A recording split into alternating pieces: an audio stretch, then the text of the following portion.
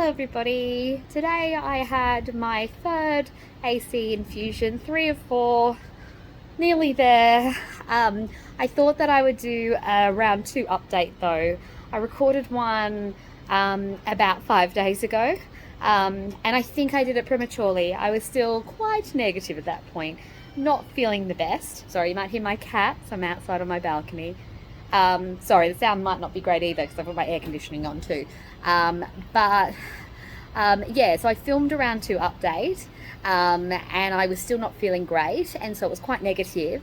And then the day after, I kind of had a bit of an upturn and I started to feel better. So I did actually have some good days in round 2, and I wanted to do a bit more of a balanced update on round 2 now that I've pretty much, well, completed it because I just had round 3 today.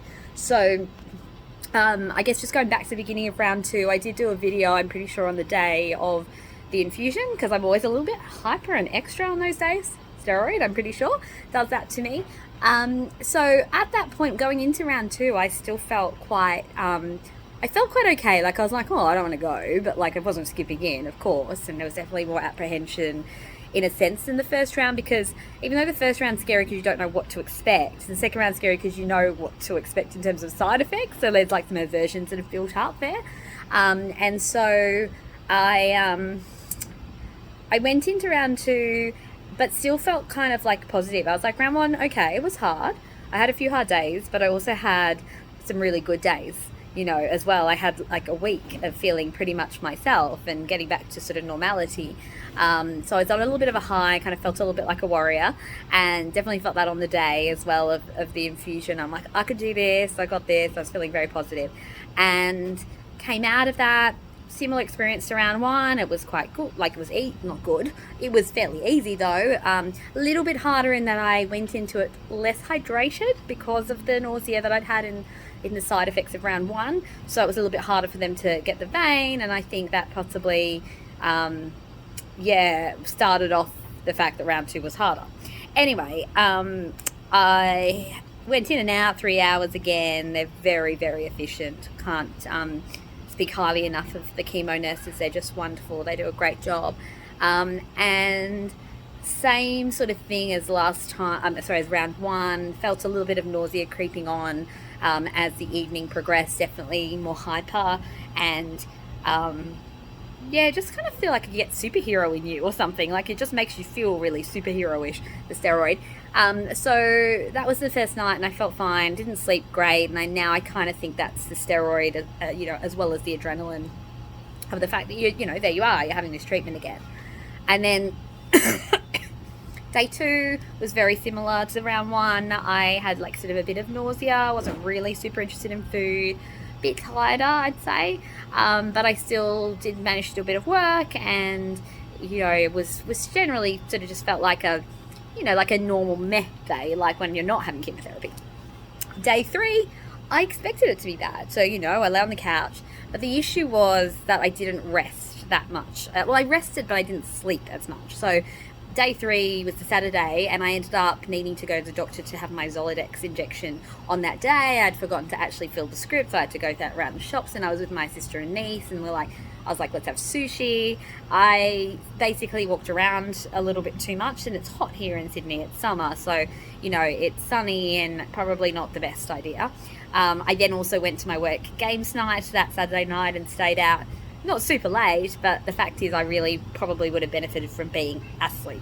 That's what I did in round 1. I just slept. I'd sleep, I'd wake up, have a drink, have something to eat if I could, say a quick hello to my kids, go back to sleep. That worked really well in round 1. Round 2, I didn't do that. Same thing on Sunday. The kids came over, they were playing, I was interacting with them, which was lovely, but it was tiring. Even though I was laying on the couch, I wasn't actually physically getting up and doing very much. But you've got to be mentally alert. You're watching the kids. And then there was also some other stresses and things that I think also were bubbling up as well. So that also made those days harder. And I knew that on the Monday this time, which was day 6, I would be going back to work, which I didn't have that pressure in round 1. I knew I was going back to work on day 8. And I was coming off the back of 3.5 weeks of holidays for Christmas anyway. So, those are the factors, like some of the factors that I think contributed to it being harder, and it absolutely was. So day 6, I woke up and got ready for work, and just getting ready for work on day 6 was such a big thing that I literally walked to work and I burst into tears with my receptionist, who's also a dear friend. So I just didn't feel right. I felt weak. My joints felt weak. I felt fatigued, lethargic, no motivation. Brain just wasn't switching on. I managed to do my work day, and I don't think that I did a terrible job, because in my job you shouldn't really work if you're not capable. It's unethical. But I felt like I was at that point where it's like, if this were every day or if this were a regular occurrence, I would be a bit worried about it. Like, I don't think that I could persist at that level. So just because I wasn't eating much, because I was very nauseous. I did take more pills this time around, but the nausea and the food aversion, and most problematic, I just wasn't drinking. I just wasn't, like, I didn't want to drink water. I didn't want to even drink soft drink. After a few days, that was giving me aversions. I wasn't even drinking as much milk, which is what I was sort of doing in round 1. And also, this is off the back of 2 weeks where I hadn't drunk enough as well. So,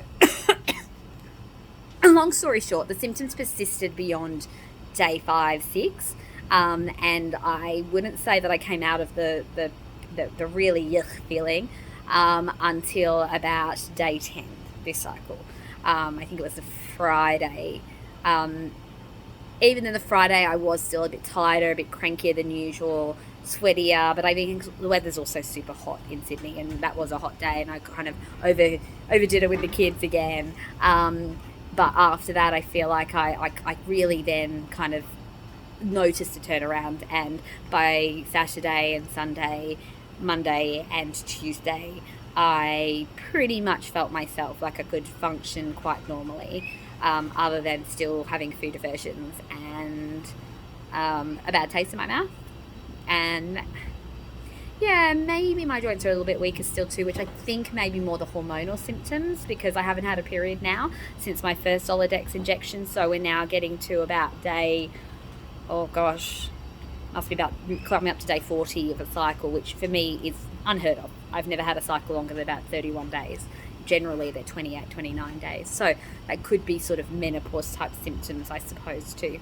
Anyway, so round 2, I definitely felt a lot more defeated, but I don't think that's a good representation of everybody's experience with AC, and I don't want to be a downer to others and say, yeah, it's going to be terrible, because I've heard lots of different stories. Some people find round 1 the worst and then it gets better. Some people find round 1 and 2 the worst and it gets better. Some people find it gets progressively worse. Some people have sporadic good rounds and bad rounds. So it's hard to know. For me, I feel like I can actually figure out what it was possibly that made this round harder. I think 1, starting off at a lower baseline, like I already was feeling kind of a bit knocked by the AC, even though I had a good second week and felt quite normal. The fact is, I wasn't drinking 2 litres of water a day, so hydration was already lower. I wasn't eating that well. So after the first week of AC, the second week then when my appetite came back, I was just eating whatever I craved, and that was not bad. That was not good food. It was like KFC and, like treats, because I was like, I deserve a treat, right? And so there was that, and the bloating and all of that. Then I think, so yeah, starting at a lower baseline, low hydration, which continued through the cycle, not sleeping. Resting is good, but sleeping is more important when you're feeling this sick. It's the only thing I think that really gives you a complete respite and complete rest. And a bit more stress. And yeah, just not forcing myself as much as I did in the first round to like kind of hydrate and eat well. And then I think the other stressor was the fact that I knew I had to go back to work, and that pressure was there, that I had to do not a full work day, but close to it, on day 6. And I just don't think that works for me with AC. I don't think I will do that again. If I do work on day 6, it's going to be even shorter. But this cycle I'm taking that week off, because my biggest son is starting school. So I've got the week off anyway, so I won't be working now for nearly 2 weeks, which I think is a good plan. New things in round 2 as well, though, I guess to mention, I did have constipation this time. I am my own worst enemy. My oncologist said to me to take some form of stool softener from day 1. the night of day one, and I didn't, because I didn't have that problem in round one. So I was like, I'll be fine. Or I had it kind of mildly in round one, but it was nothing. So I didn't do it. It wasn't that I was trying to like not do what my oncologist said, because I'm very pro medical advice. I think it was a combination of, one, I didn't want to do like Movicol or anything liquid because I'm really struggling, which is silly. You got to force yourself. If you need to do it, you've got to do it.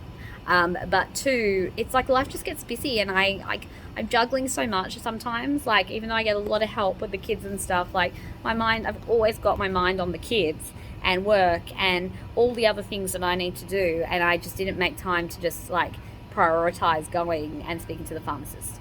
Anyway, so I had terrible constipation. It was incredibly painful. I think that's what really knocked me, because there was just more physical pain on top of everything else. I can laugh about now, it's like literally pain in the bum. Like, it was the pressure, the pain that I caused. It was not a good thing. I think that was because I took more anti-nausea meds this time, which I still recommend doing, but I also combined with the fact that I didn't have much hydration. I wouldn't recommend doing that, and I wasn't eating enough, so I wouldn't have had any fibre, or natural kind of soluble fibre in my diet really in that first week and a half. So suffice to say, I've got myself some Caloxyl with Senna, which is what the pharmacist recommended for medication-induced constipation. So I am going to take that tonight. My bowels have been fine since the constipation. I've had actually probably almost loose stools, TMI, but for the last few days. So there's definitely been an improvement there, but I'm not going to let myself get to that state again. The other thing that I've learned is to force myself to drink Gatorade. It seems to go down a bit easier than other fluids, along with milk. I'm still having milkshakes, so milk is hydrating. It still counts as a serve of water. I think I'll try and just find more and more different supplements. The lady at the hospital in the chair opposite me at chemo suggested green cordial. So people who are not in Australia, cordial, I don't know if you guys call it cordial, but it's a concentrated stuff that you put this much in a glass and you fill with water. So she suggested the lime flavour. I'm going to try it because it's worth a try. But I am chugging Gatorade, forcing myself, and then I just brush my teeth after I've drunk water or Gatorade. I'm feeling thirsty, but it's just the idea of drinking, and I just feel so upset with myself, because I'm like, it's a psychological thing. Like, yes, it will feel a bit of discomfort, but it's not terrible. Like, you could do it. It's like if I had to put a needle in myself. Like, I can't do my Neulasta injection for that same reason. It's like someone else can do it for me, but I would not be able to. Well, I could, but I feel like physically I don't want to put it in me. So I think it's kind of, I'm just going to keep working through that. I know I'm probably being hard on myself. It's what the nurses said to me today, but I do have to push through it, because otherwise I'm going to feel bad again. And I can't, I've still got another month really till all of the AC will wear off and I'll be starting Taxol, and I don't want to feel like this for a month. Like, if I have to, I have to, but if I can try and avoid it, I will. So I've stocked up my fridge with Powerade. I'm going to try the green cordial. I'll try various different flavors of electrolyte drinks, and I am going to force myself to be better hydrated this round. I have heard some people can go to the doctor or the hospital and get IV fluids. That hasn't been offered to me, but I think if you're really struggling, particularly if you're vomiting and unable to keep fluids down, then that's a good idea. I'm not vomiting, which is why, like I said, I feel a bit like a baby here, because it's like, I'm not vomiting. I'm not even getting close to vomiting. It's just more like a psychological thing of like, I don't want to put that in my body because it tastes gross or something. I gotta force myself. Anyway, the other thing that was different this round was the fog. Now, I don't know if that was chemo brain or if it was dehydration brain, though, to be honest. It was confronting. Like, I consider myself a pretty sharp person. Like, I'm quite quick and fast in my head, because it's actually too fast. I'm hyperactive. It really felt quite slowed down.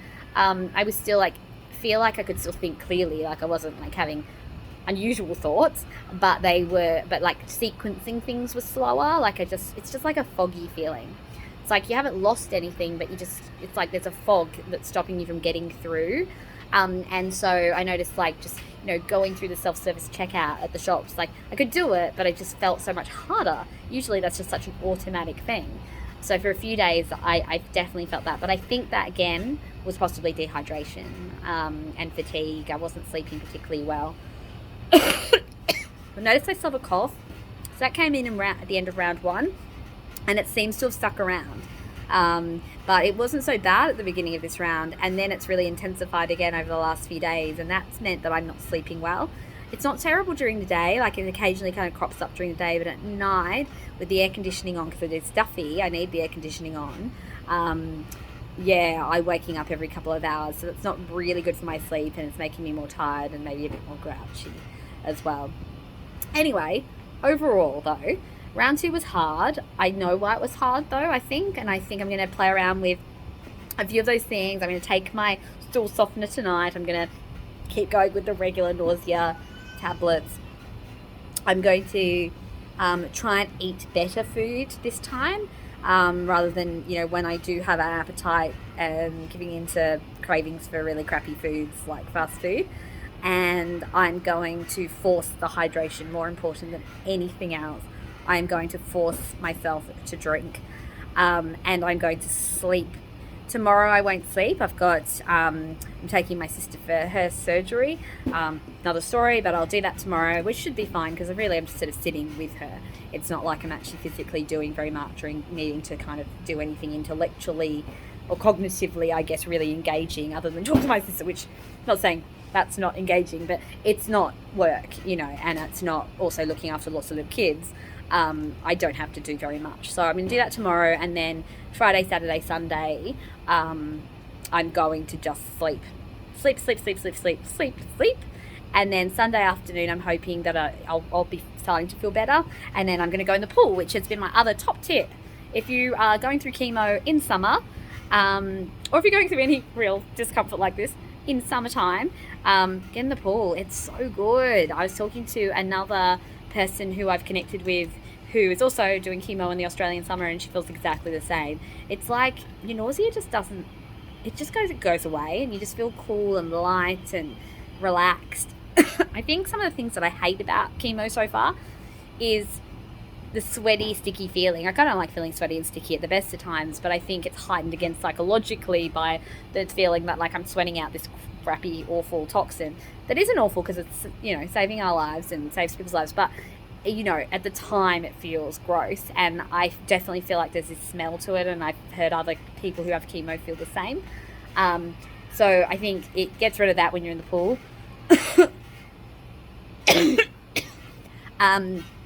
And it's cool, and you're weightless, and that feels really nice. Like, it's just very free, and I can still connect with my kids. Like, they can't jump on me or slash me. I have strict rules when I'm not feeling in the mood, but I can float around and watch them and be present with them without much effort.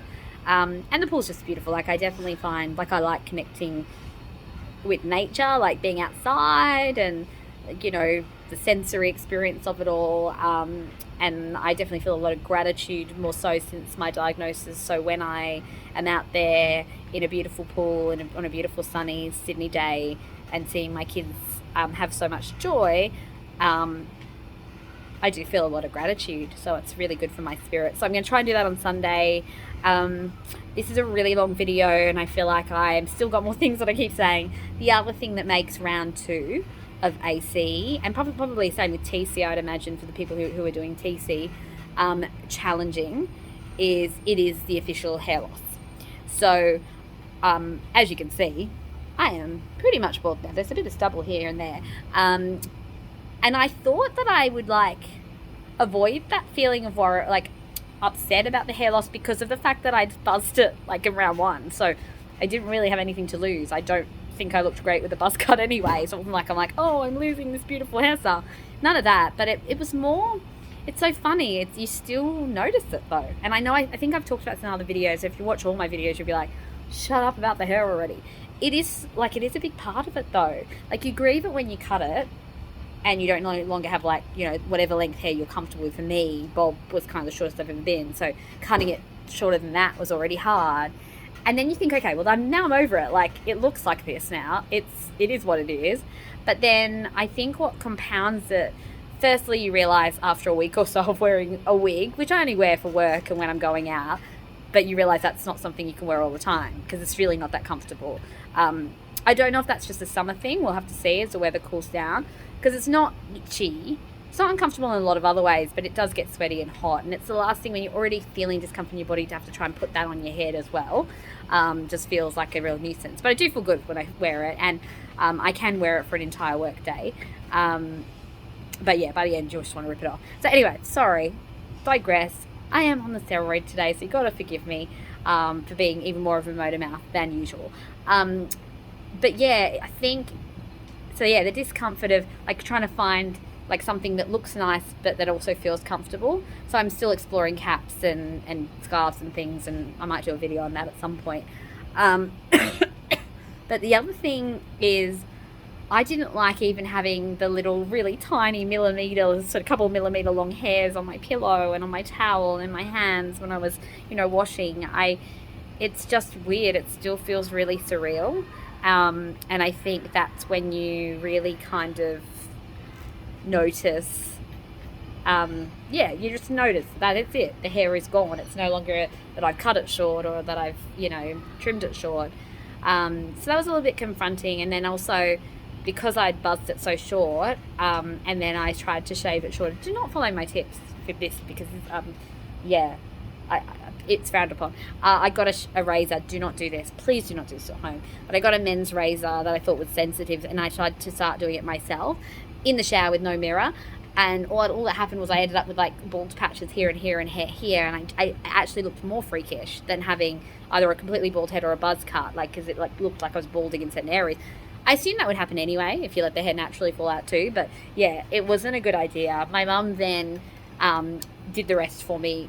Again, still not necessarily recommend probably go to a hairdresser or a barber, but she then shaved the rest off, and they moisturized my head with coconut oil, and now I actually feel okay about this. Like, I mean, I don't go out like this, but it's not because I'm ashamed of it, but it's more that I feel like other people kind of look or feel confronted by it. But yeah, I don't actually think it looks that bad, right?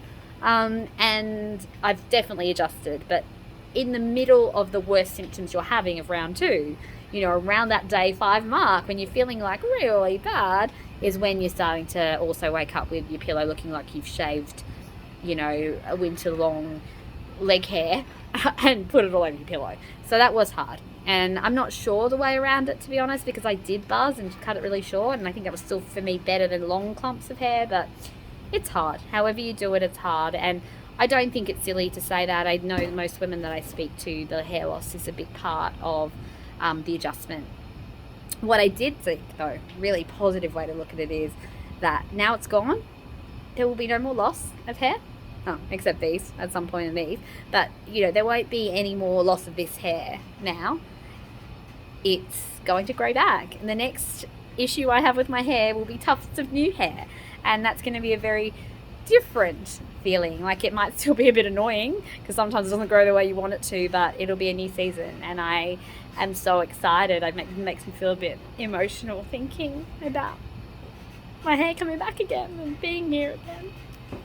I don't usually get that emotional, but I do love my hair. Like, it's frizzy, annoying hair, but I liked having it. And I'm going to love having it back. Definitely. So yeah, and I've heard some people's hair grows while they're on Taxol, if they've done the AC and they start the Taxol. So I'm kind of like, okay, 2-3 months and I'll have something there. Even though it won't necessarily be the style I want, it'll be the start, and I won't have to feel the loss again. Even though, it won't be my ideal hairstyle, it'll be a step in that direction. So I'm feeling positive about that. A couple last things were, I went to a Look Good, Feel Better workshop. So if you're in Australia, please look it up. It's a free workshop and it was amazing. And I can probably talk a bit more about this in a video. But yeah, definitely Google, sign up, do one. You can do them in person or virtually. You get a goodies bag. If you do it in person like I did, you meet other people who are going through cancer, and it was just lovely. Such a lovely place to go. The people who run it are beautiful, beautiful people. One is a makeup artist, and a nurse. Well, the one that I went to, she was kind of facilitating that and gave some great tips and just so affirming and loving and understanding. And then the lady who was, I think, is the boss of or kind of in charge of it, was there too. And again, just beautiful. She's got amazing tips around tying scarves and stuff, which if you go on their Facebook, you'll see it there. So go on Facebook and look up Look Good, Feel Better, and look at their videos. You'll see she's done a whole heap of videos about how to tie scarves and how to kind of glam up your head when you don't have any hair. And that was wonderful. I loved it. It was really great. But it just more so just being in an environment with people who truly understood and were going through what you're going through, or had worked so much with people who were going through what you were going through. It's just so different to talk to someone who's in that space versus other people who really try to understand, and they are so well-meaning and kind, but they don't always necessarily know the right things to say or know how it really feels. So that was a great experience. So I'm so pro that, like, guys, do it. And one last plug is for the Facebook group that I started called Chemo Buddies. It's growing really fast.